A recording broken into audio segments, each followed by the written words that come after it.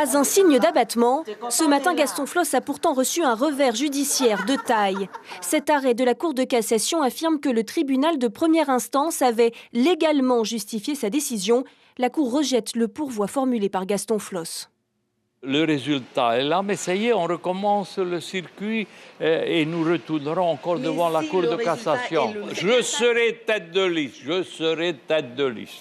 En attendant le résultat de sa deuxième tentative d'inscription, toujours en cours, Gaston Flosse contre-attaque. Comme l'a révélé TNTV, il s'en prend lui-même au lieu de résidence de Michel Buyard.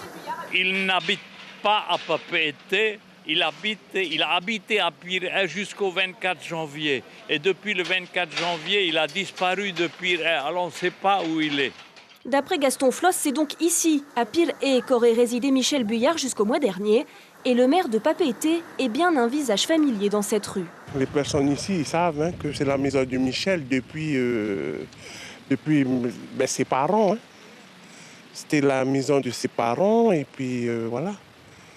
Tout le monde sait que c'est sa maison.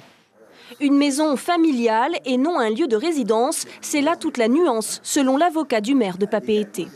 Il y a un huissier qui s'est placé dans une maison voisine pour voir si dans la maison familiale et commune à ses enfants et lui de Pirée, où il n'habite pas, pour voir s'il y habite. Alors l'huissier a constaté que M. Buyard rentrait à 7h et ressortait à 8h, ce qui ne constitue pas pour moi une habitation puisqu'il ne faisait qu'y passer. Voilà.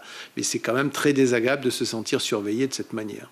Un combat sans merci dont 2 nouveaux épisodes se joueront demain. Au tribunal qui étudiera la demande de radiation des listes électorales qui visent Michel Buyard et à la mairie de Papeete où la commission de contrôle se penchera sur la deuxième demande d'inscription de Gaston Flosse.